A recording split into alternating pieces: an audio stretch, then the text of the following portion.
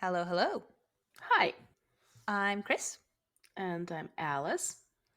and you're listening to Xena Made Me Gay.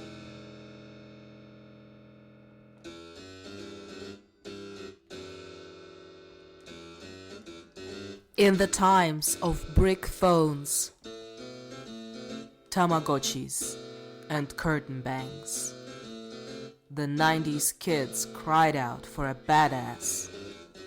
She was Xena, the warrior princess. The kicks, the moves, the nostalgia, the queerness. Xena made us gay. Yay. Hello.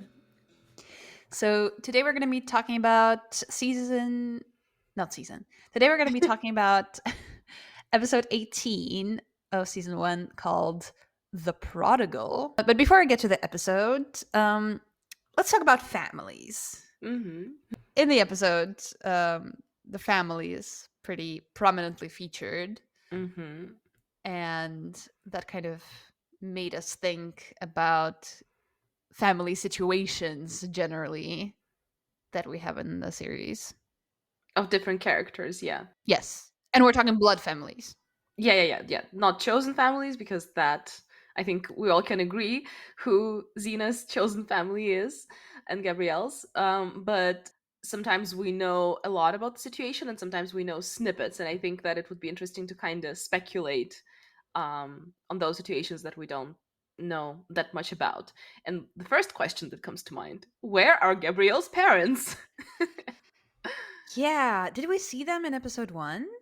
I think we saw her dad. We even marveled at the Yeah. fact that we saw her dad, and then like we never see her dad ever again. So he's just like forgotten, Right. Yeah. The mom was just never there. never in the picture. Yeah. In this case, Yeah. Gabrielle is a classic Disney princess. Disney princess, I was going to say. Yeah, it's weird. They just decided that we don't care about the parents here. Everything is going to be about the sister, which I'm fine with. With Xena, I think we know a little more. We know she has a mom. Yes. She has a very complicated relationship with her mom. Oh my And god, yeah. toxic. Her mom is a specific character. And at some point, I think we find out that her mom killed Xena's dad with an axe. If Oh really? memory serves me right, I think that's what Ah, we find out. I remember that there's an episode where there's a guy that claims to be Xena's dad, Mm-hmm. but I think in the end it turns out that he's not. Eris. Right? He's Eris. There's one guy who is Oh! claiming to be Xena's dad. Oh, And right. that's Eris. Yeah. I totally forgot that was the twist. Yeah, and like I think this episode is coming, and Yeah. I would say that Xena and Eris have the weirdest daddy issues relationship in I media of mean, that time. aw. It is ancient Greece after all, like ancient Greek mythology specifically. I don't think people were too concerned about who's your like blood relative or not. It's just like whatever. Let's all have some fun. In terms of other characters, I think it's interesting to kind of think about Autolycus, but I think that we mentioned it recently. My theory is that Hermes actually is his dad, Mm. and his father, who he claims died when he was little, just had nothing Yeah. to do with him. And he also Yeah. mentioned that he has a brother, and I don't think in Greek mythology he does, but like Okay. in Xena Warrior Princess, he mentioned that he had an older brother who took care of him and also died. So Yes. just Yeah. Autolycus just has a sob story. Yeah. Yeah. Poor orphan. So then we have Salmonius, and I don't think we know anything about his family situation, so we can speculate. No. Yeah. I mean, Salmonius is mostly a Hercules character. Hmm. But I think even in Hercules, it's just that's not his vibe. to like Yeah. tell us about his family. Um, but for some reason, Salmonius gives kind of big family kid, like Mm-hmm. 17 brothers and sisters, like 600 aunties and uncles, kind of like Aw. chaotic household where you need to be really active and entrepreneurial if you want anything to happen for yourself. Um, but yeah, this is Yeah, all I guessing. I like that for him. Like my fat Greek wedding kind of Yes, style. a little bit. Nice, nice. I think I agree. So let's just assume that Salmonius is happy with Aw. his 20 cousins that he needs to provide for, so he needs to hustle. Yeah. Yeah. Then we have Joxer, who I think has one brother who is an assassin Oh, and another brother who is just gay and flamboyant and living his best life. wait, what? I remember nothing So from that. again, it's this show's fascination of having one actor play a couple of roles. Oh, yeah, of course. Of course. So Joxer is, if I remember correctly, he has two twin brothers played by the same actor. Yep. And one is like a Mexican dancer in ancient Greece. What? That's the only, the only thing I can describe him with. A Mexican dancer? What the fuck? Yeah, we'll post it in the stories. Um, and Uh-huh. the other is a trained assassin.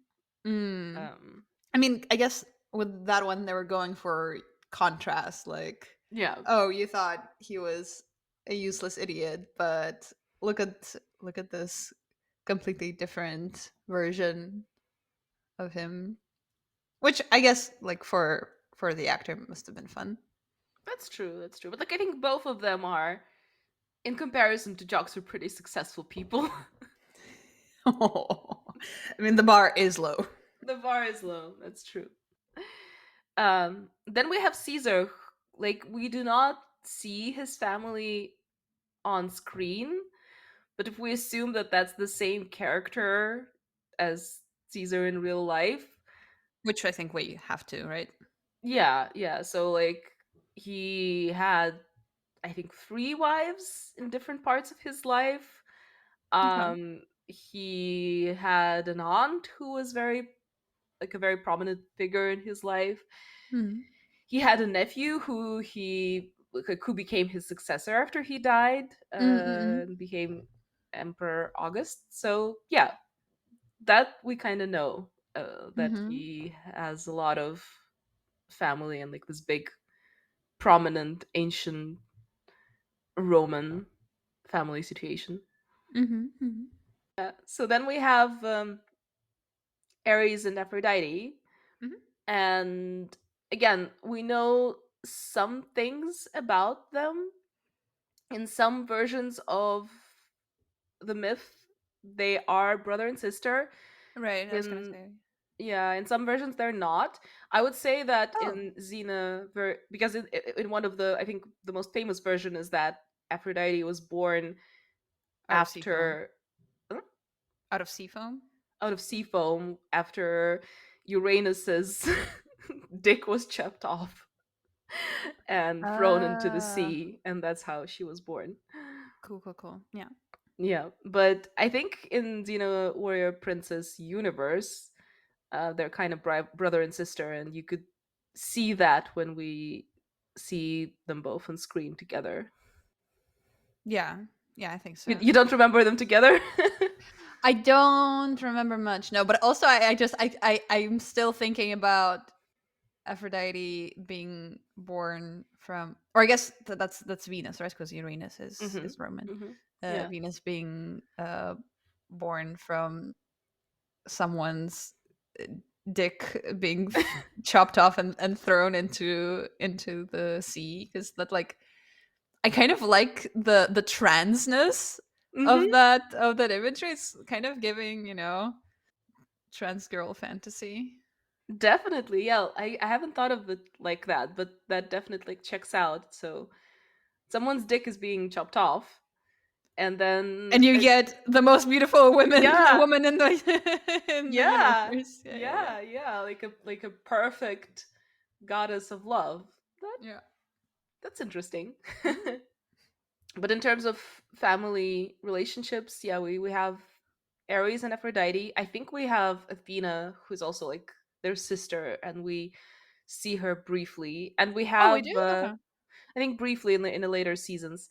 And we have Hades, Oh, yeah. Who's who is their their uncle. oh, yeah, yeah, yeah. Yeah, But I don't remember them interacting. I don't think they ever interact. Like, yeah, Hades is Yeah. just basically moping in his Hades town most of the time. Oh. Yeah. But yeah, I think it's interesting that for most of important characters, we have some sort of family situation established, even though they're not necessarily main characters. I mean, it helps that some of them are, Related. previously, well, yes, that, and also like previously existing Hmm. historical and or mythological creatures. Yeah. But having said that, today we're focusing on Gabrielle's family. Yeah. And so the episode opens with Xena, Gabrielle, and Argo walking together. And Gabrielle is playing a cheerful little tune on a pan flute. And they all reach kind of a wall made out of boulders blocking their way. And Dina kind of has that whatever makes you happy kid expression on her face Mm. as Gabrielle plays. And then Gabby kind of mentions that Orpheus could make mountains move with his beautiful music. And she's like, should I just try? And Xena's like, no, no, just don't. Please don't. Aw. Yeah. So since Gabrielle is not able to move any boulders with her music, they're stuck there, and some baddies appear. They surround Xena and Gabrielle. And also, they bring out a cart with a bunch of tree trunks piled on top of it with their ends sharpened. So the ends are facing our heroes. And the baddies Mhm. threaten to send the cart down the hill at Xena and Gabrielle, kind of to crush them against the boulders if they don't give the baddies everything. And the baddies make sure to emphasize that everything does really mean everything. Yeah.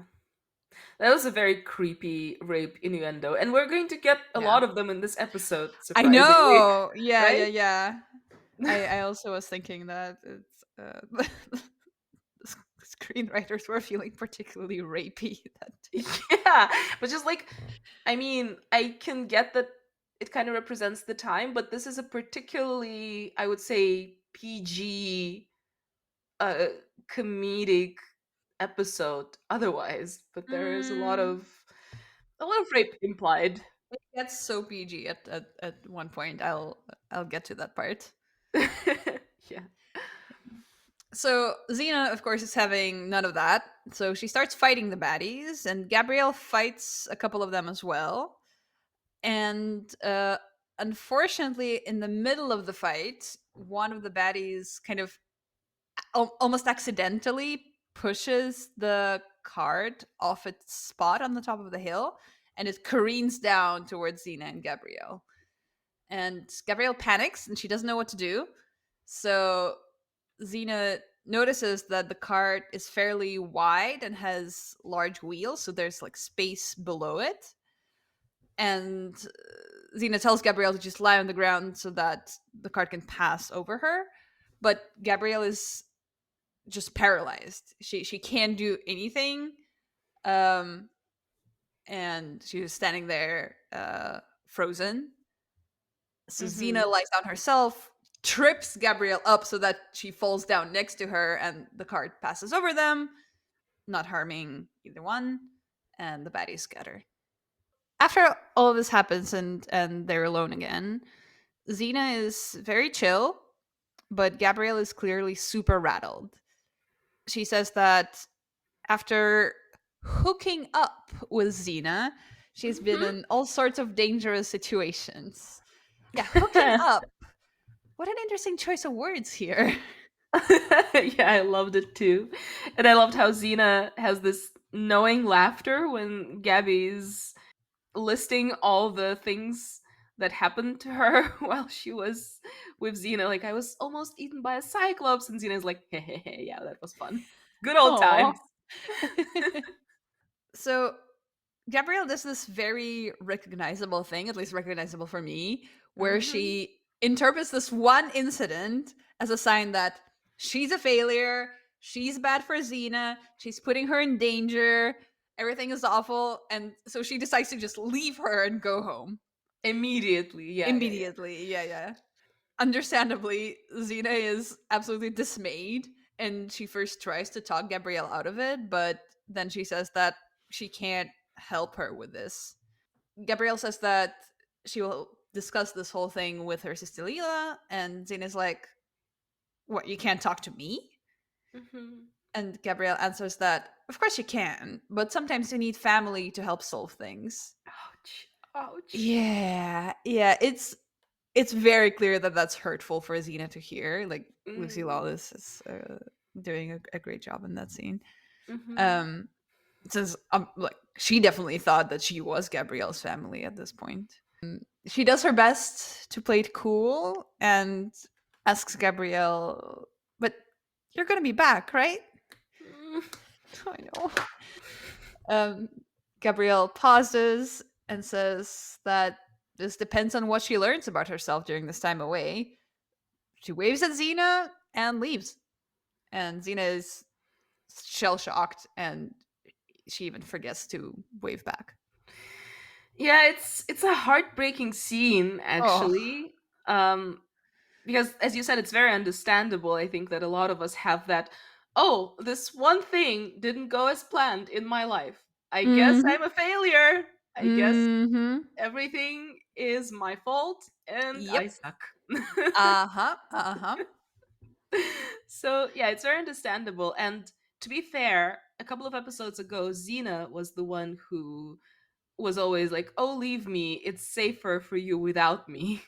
So Mm-hmm. when it's the Mm-hmm. other way around, I cannot even be mad at Gabrielle. But yeah, damn, that look that Xena gives Gabrielle when Gabrielle says that she needs her family, like as you mentioned it, Lucy Wallace just is amazing at those little reactions when a very tough person who is not very in touch with their emotions Mm-hmm. is is very much hurt but not showing it and kind of like realizing it in the moment. I think she's very very good at that, and I think that usually those kind of reactions are also reserved for a male character. It's kind of like Mm. silent suffering. Yeah. Yeah. Oh. So yeah, it's cool that it's shown here, but it's very emotional. Yeah, for sure. So after the intro, we see that it's actually a very long way back home for Gabrielle. So she tries to hitchhike, but carriages keep passing her by without stopping. And she even tries to boost her chances to get picked up by dancing sexily. Well, I mean, it's a sexy dance in her mind. Yeah. But anyway, she still gets ignored. Yeah. Um, and she starts to get pretty frustrated and even angry at the people that pass her by when finally someone stops. And the person on the carriage recognizes Gabrielle as the chatty one. So Hmm. we assume it's the same guy that gave her a ride out of her village when she decided to leave back in episode one. I mean, it is. It is the same guy. I recognized him. It's the same quote unquote Uber driver that liked to tell stories instead of listening to them, which also is a recognizable trope. Yep. That being said, it's amazing to me how Xena Warrior Princess characters walk everywhere. Not even horse ride. just walk. It seems exhausting. Like, I measured with Google Maps, and it turns out that from a place where there are mountains, which is a place I assume where Xena and Gabrielle parted ways, to her home village, Podadia, which actually exists Oh, in nice. Greece now. And we have no idea whether that's the same Podadia, but let's assume it is. It's 3 days of just walking for 24 hours, I assume.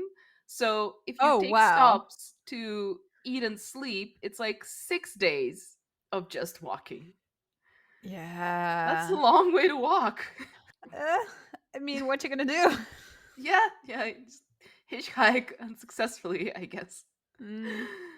Um, yeah, it's just amazing to me that the character is treated as if it's like a quick flight home. She's like, "Well, I need my sister. I need to talk to her real quick, so I'm gonna walk for 6 days, and then I don't know if I'll come back."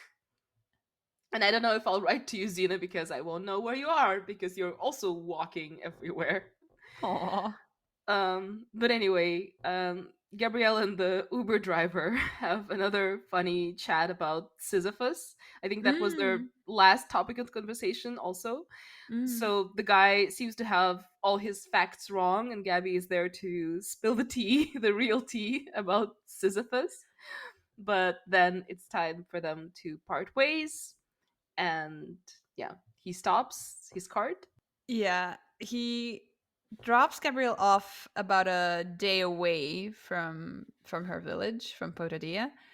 But he's a bit concerned about leaving her to walk back alone because of the shape she's in. Hmm. And at first I'm like, what? I mean, she looks pretty fit to me.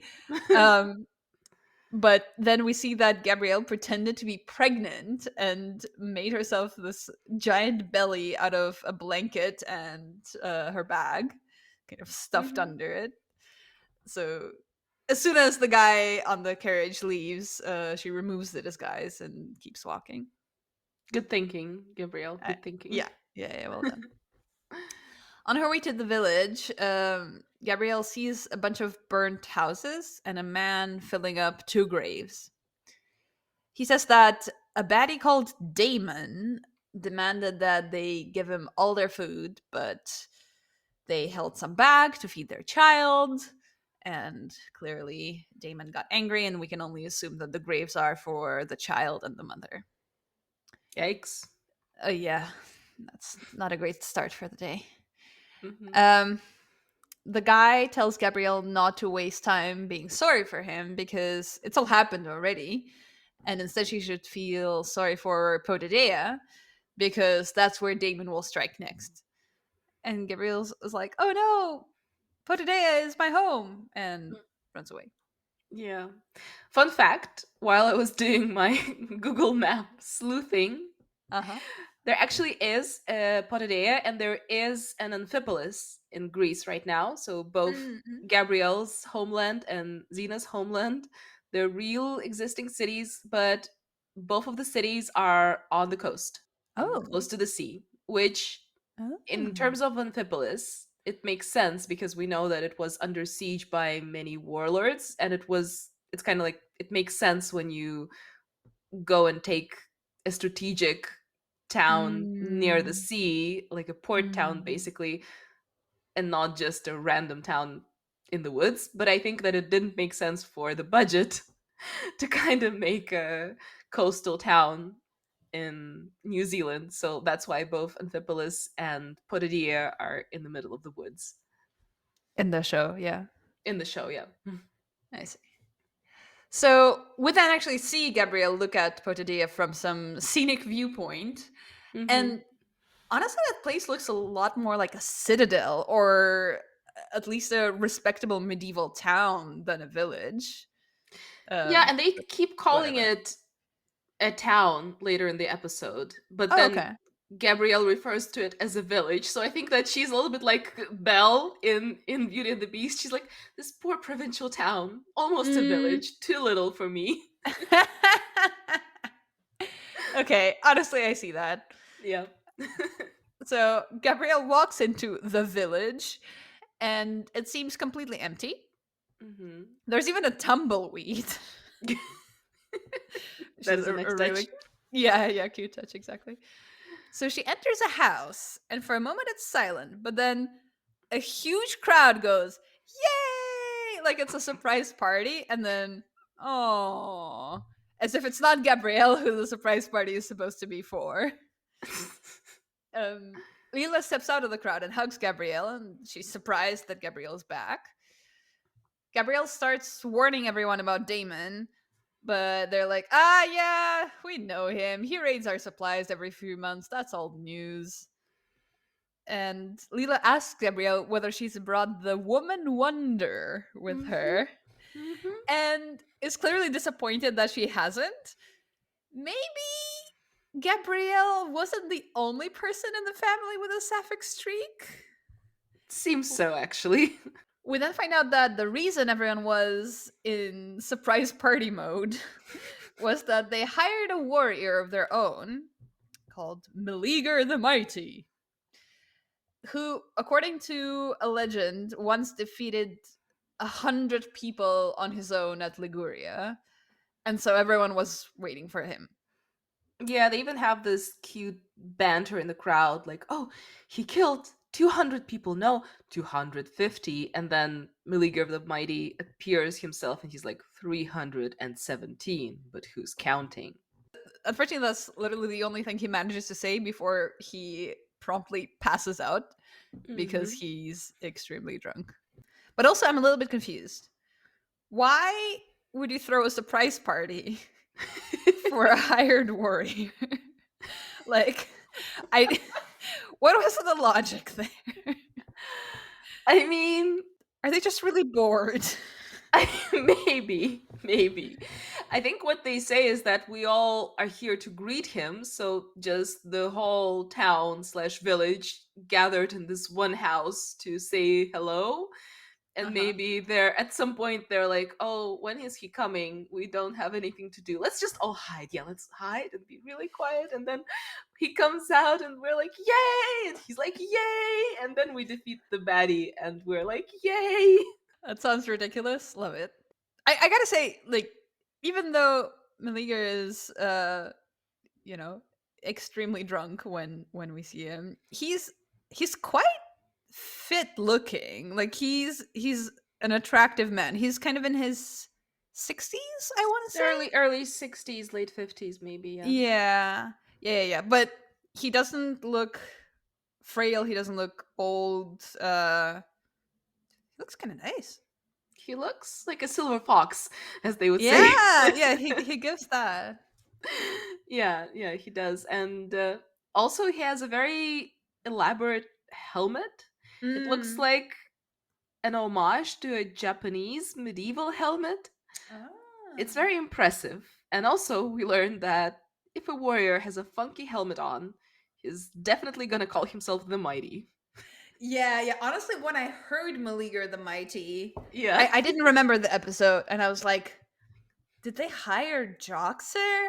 And like he pretended to be some warrior and said that his name is Meleager? Um, Yeah. but Yeah, no, he's coming a Joxer's. little later. Yeah. Meleager is passed out drunk. Gabrielle Mhm. and Lila manage to get him onto a bed. And while he's lying there, Gabrielle kind of goes on and on about how this kind of behavior shows a lack of self respect and how Xena would never do anything like that.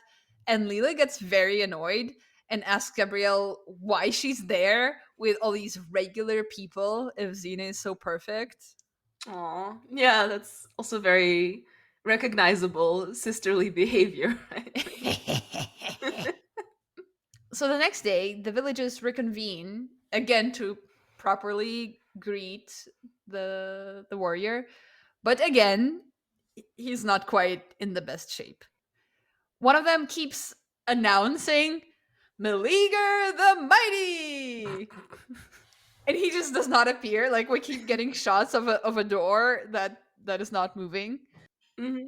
So after a few Meleager the Mighty, um, Meleager burps from the back of the room, and apparently he's been there drinking the whole time. He immediately asks about his payment and also Mhm. cannot remember either the name of the village he's in or who he's supposed to be fighting. Great. Good start. Yep. Uh-huh. He then is like, okay, I need to like do something because I've been hired to do things. And he just tells everyone to gather weapons and also spots an attractive woman and says that it would be cool if she were bathed and brought to his room. Yeah, like we mentioned, that's sufficiently disgusting. Yeah. And as we learn later, this one is supposed to be one of the good ones. So Yeah. casual rape is very prominent in this episode. Oh yeah. Oh yeah. Super cash. So Gabrielle turns to Leela and tells her that they need to talk. And Leela is clearly still angry and asks Gabrielle why they should talk now if they haven't in months.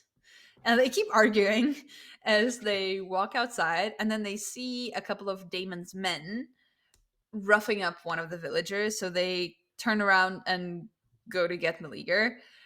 But of course, Meleager is super drunk. He can't do shit. And Gabrielle and Leela basically weekend at Bernie's him by propping him up with their bodies and a rope pulley system, which scares Damon's men off for the time being, but clearly is not a long term solution. Yeah. I kind of like the actress who plays Leela and her comedic timing, She's good, right? yeah. Hmm. And I like how she says, I'll go get a meat skewer. It's not much of a weapon, but at least I can rely on it. Kind of implying that Oh. she cannot rely on Gabrielle. So we then see Damon, and boy, does it seem like the costume department had almost as much ale as Meleager when they put together his look. Like, it's It's tough, a yeah. whole series of choices. The dude has a long blonde braid, kind of Mongol style long mustache, kind of in the middle between Mongol and the Tiger King. Yeah. Um, and a really silly looking spider tattoo on his cheek. Yes, and all his men also have that silly spider tattoo. Yeah. So it's their gang tattoo, I guess. Oh god, it's just it looks so bad. Um and so Damon has also heard of Meleager and he thinks that he's killed 500 people in Liguria. Hmm. But also, Damon knows that there's a gigantic bounty on the man from a guy whose sons were killed at Liguria. So he's thinking, ooh, maybe I can also get some money for this. Hmm. Back at Potadia, Gabrielle tries to wake Meleager up, and it's not easy. She is preparing to slap him when he finally opens his eyes and tries to convince her that he is perfectly aware of his surroundings. Hmm. And of course, immediately after that, he asks where he is. So Gabrielle chastises Meleager, saying that there are people relying on him, and this is not how a warrior should behave. And he brushes her off, asking what a farm girl like her even understands about that stuff.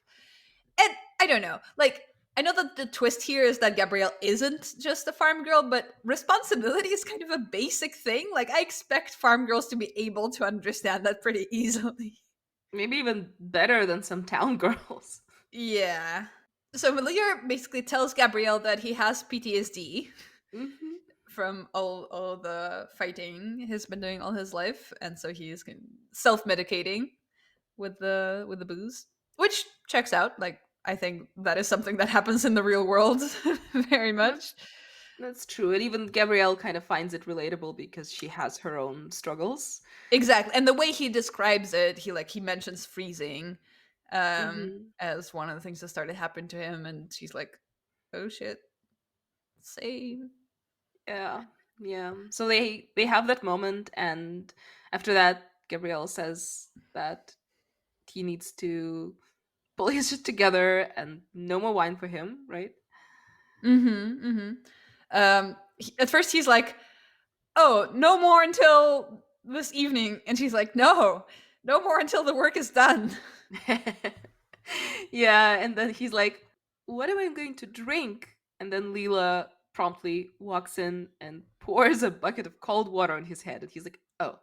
And they get right down to business.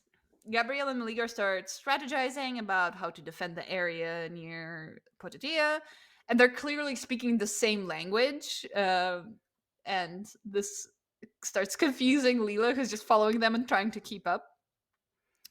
They split, with Maligar going one way and Gabrielle and Leela going the other.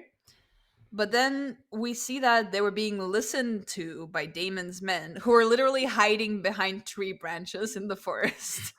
Yeah, not only that, they were just like holding a couple of tree branches.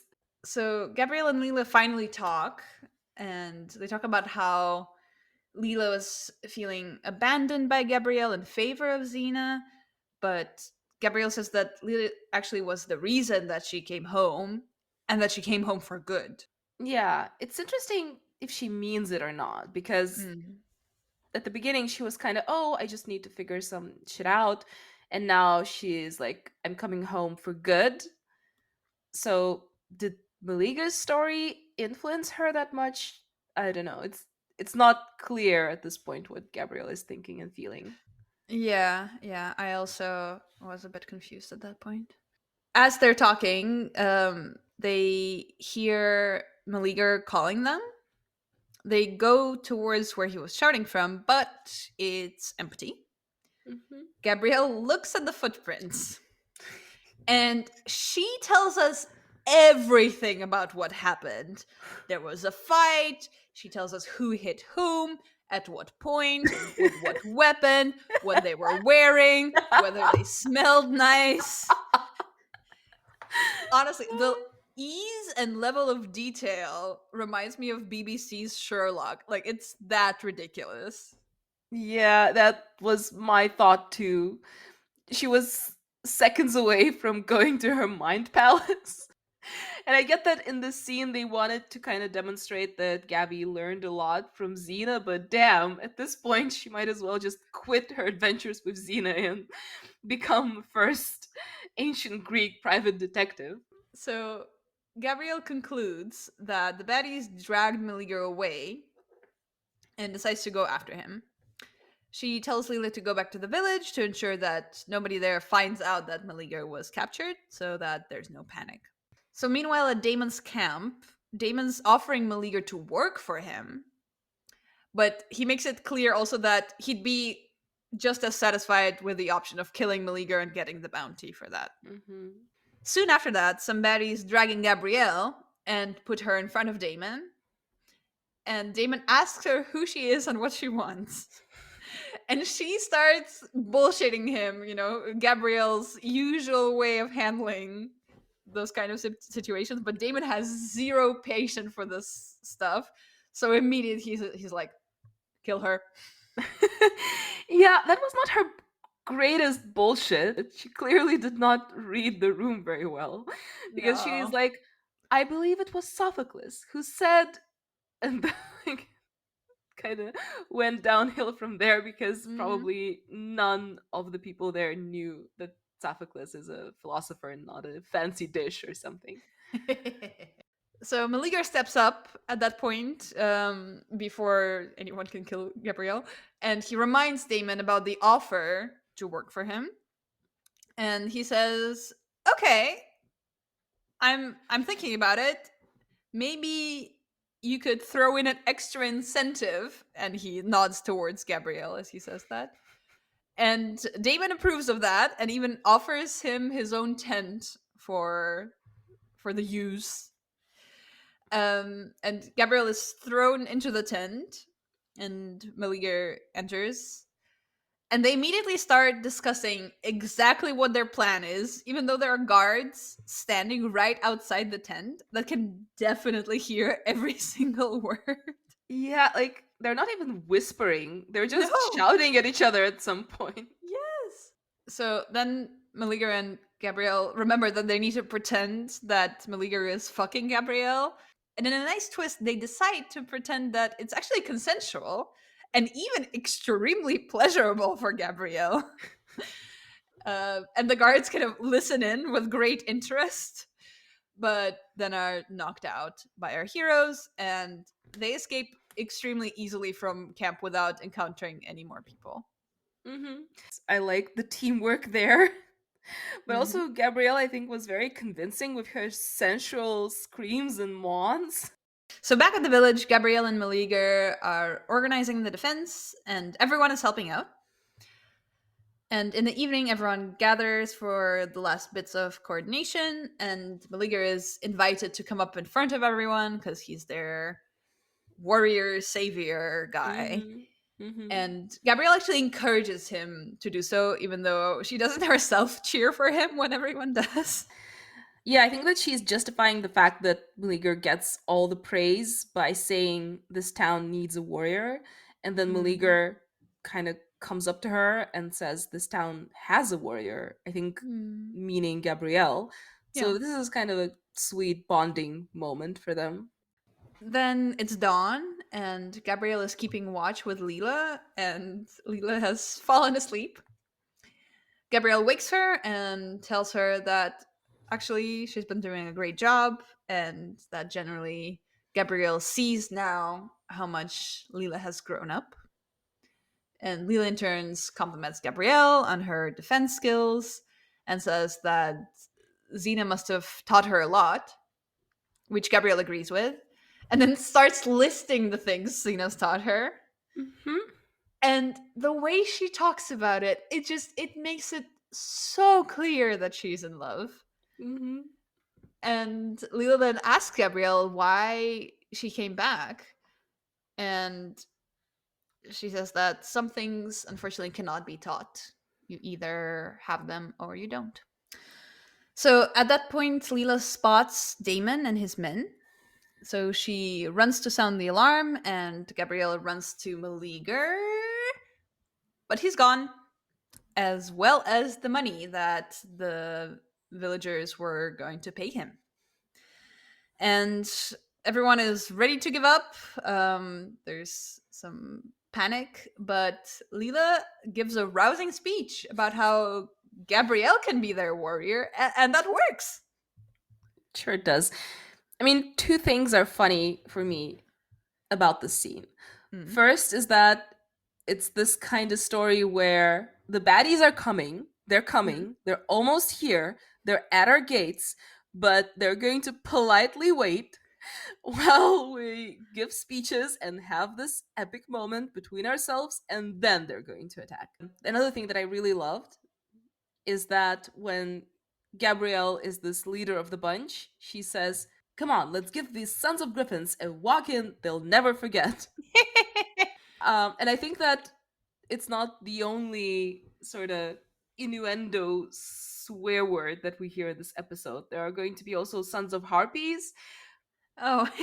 I I don't know what it is about this episode, but the screenwriters were having fun with taking expressions and kind of making them ancient Greek. Yeah, yeah. I mean, it's still better than if it walks like A Hydra. a hydra and talks like a hydra. Oh my god. Finally, Damon's men enter the village, and we get to see all the traps that were set for them. Girl, like honestly, the Home Alone traps were far more violent than what was presented here. It's like we're kind of in Joxer territory here in terms of how Mm-hmm. silly everything is. Ugh. Like I don't even want to like describe them because it's just so stupid. But for some reason, these like magical childish traps work, and the villagers defeat the baddies extremely easily through those traps. Yeah, it's basically a cartoon at this point. Yeah, yeah, it's really that. But The thing that got me here is every time a villager successfully sets off the trap, they kind of fist bump in the air and they're like, yes! And they do it like 4 or 5 times. I Different know. villagers do It's it. so painful. And they do it really slowly. Like they sit off the trap and then there's a pause and they're like, yes! And when the baddies kind of are defeated and, I don't know, chased out of the village, sort of at the midpoint of the attack, Mhm. the villagers cheer in what I can only describe as American sports movie sort of way. They're like, Yeah. "Yay! Our Oh, team won!" uh-huh, uh-huh. Yeah, yeah, it is kind of like that. um However, it's a little bit too early to celebrate because the baddies are not gone.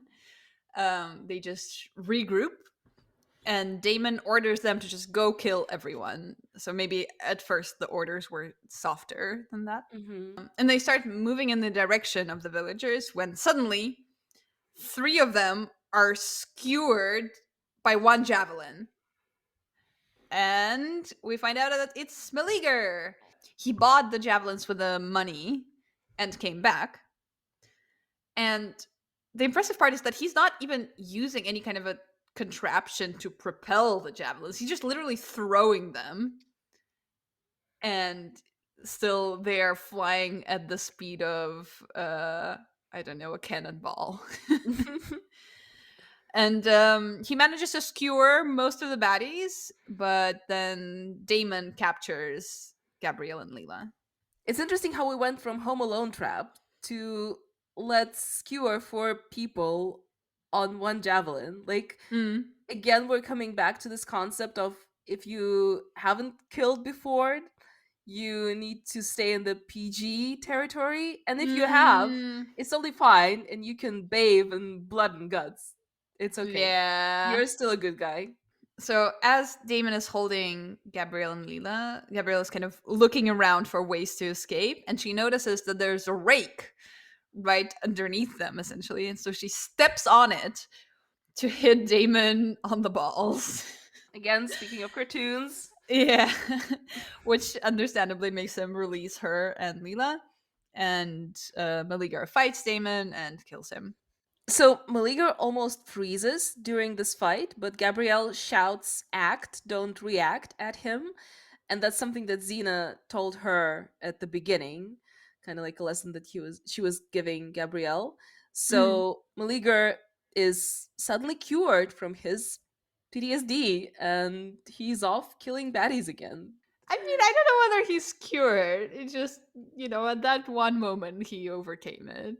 I guess it's You still hate again, it. I it's not that I hate it, but it's very for the plot. Yeah. So that evening there's a party at the village. And at the party, Leela walks up to Gabrielle and she's holding something behind her back. We cannot yet really tell what it is. And Leela tells Gabrielle that it seems like Gabrielle really loves Potea, but she needs to leave and she doesn't know how to tell everyone. And she adds that if Gabrielle stays, her life will never be complete and that she belongs with Xena. Aww. Leela then reveals that she actually packed Gabrielle's bag, and that's what she was holding behind her back. And Gabrielle realizes that Leela actually knew all along that Gabrielle would need to leave again. Yeah, it's a touching moment, and Leela adds, "Just don't forget to visit us. After all, it's just 7 to 8 days of walking. That's nothing." We then see Gabrielle walking in the forest alone, whistling. So she's again in a good mood, traveling. And she reaches a place that looks suspiciously similar to where we first saw the initial fight happen. And lo and behold, the baddies from the beginning also are there again. And again, they trap Gabrielle. And one of them notes that it wouldn't be so easy for her this time without her well-muscled friend, which I love as a description. The baddies also reveal the tree trunk cart 2.0 with a special new extension down the middle that would make it impossible to let it pass over you. So Gabrielle fights the baddies, and actually, I would say she does better than we've ever seen her do in that Mm-hmm. fight. But they send the tree trunk cart towards her again, and there's a moment where she like braces herself, but she overcomes it. She uses her staff to pole vault over the cart, and it works. The baddies then draw their swords, but ta-da! A chakram flies in and hits them all. So they scatter again, and we see Xena atop a hill nearby, looking super hot. Yeah. She somersaults down towards Gabrielle, and they tell each other how awesome the other person is. And girl, there is so much sexual and romantic tension Yeah. in that moment that is like actually shocking that they don't kiss or Or they even hug hug. at that Yeah. moment. But I think like maybe were they to hug, it would still be like so Electric, yeah, right? maybe that. I think it would Mm-hmm. be so electric that they were like, no, we can't show that. Like it's still, even though it's just a hug, it's still too much. Mm-hmm. um Mm-hmm. but it just it's really jarring not to see them touch. That's true. And Yeah. I think that that's going to be a theme throughout later seasons where Mm. the screenwriters would intentionally think of reasons for them to touch so it would have an innocent Mm. explanation, right? Ah, Up to the interesting. point where Xena and Gabrielle kiss on the lips while Xena is in Autolycus's body, if you remember that episode. Yeah. Oh, trust me, I do. Trust me, I do. Can't Aw. wait to review this one. Oh, me too. Me too. So Xena reveals that she was actually on her way to Potadea to check on Gabrielle. I think she had a bit more in mind than that, but given that Gabrielle is back, she doesn't need to reveal that she had more plans. She was just like, "Oh, I was just gonna check on you, all innocent, you know." Yeah. And Xena and Gabrielle walk away together towards further adventures. Yeah, and on the way to the woods, Gabby tells that she can teach Xena some of her staff moves if Xena wants. Aw. Being all sassy. Yeah, and like growing in confidence as a Mm-hmm. warrior, which is cute. Mm-hmm. So, what was the gayest moment of the episode for you? Mm. I think this time I'm going to go for the obvious one. Hmm. The moment when we see Xena clearly being hurt when Gabrielle says that she needs her family, thus kind of implying that Xena is not her family. That's heartbreaking and definitely it's very straightforward for me. It's very hard to understand it in any other way other than the fact that they're each other's chosen family and kind of Gabrielle denies that then. Hmm. Yeah. So you're going with a sad one. I'm gonna go with a happy one. Uh-huh. The one at the end Hmm. when they see each other again, and there's this electric tension, even though they don't touch. Well, it's good to have both of the sad one and the happy one, yeah. Yeah. And how many chakrams out of 10 would you give this episode? I was kind of thinking about it and deciding between 7 and 6. I think I would go Mm, with 6. It's definitely above average. It has good moments, but the overall plot is very clunky and very mm. like, oh, we need to get to that point, so let's go through those kind of obvious ways to get to that point. So that's why it's not higher than 6 for me. Yeah, I was hesitating between 6 and 5. Mm-hmm. You're a tougher judge, notoriously.